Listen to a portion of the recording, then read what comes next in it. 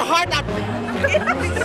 May bago na namang papel si Juana Change, Cecile Garote, ang bagong hirang pero kontrobersyal na national artist. Siyempre, matalino ako.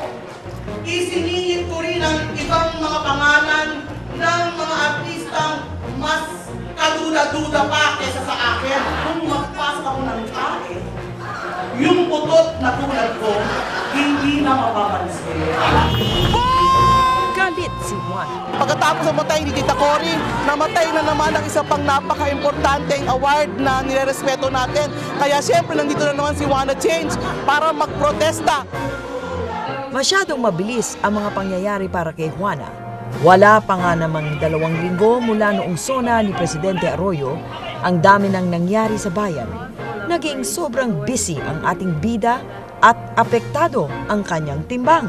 Nag-gain ako ng 2 pounds. I've been so busy tapos hindi ako nakapag-exercise. Nandito na naman ako sa MOA para maglakad. Pero mabilis nakabawi si Juana.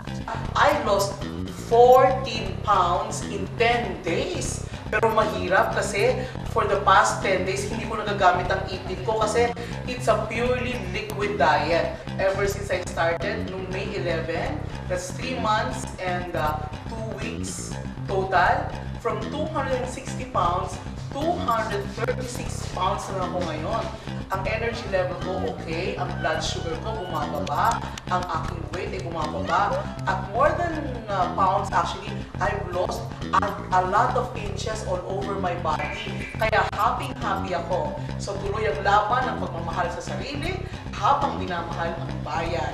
I wanna change.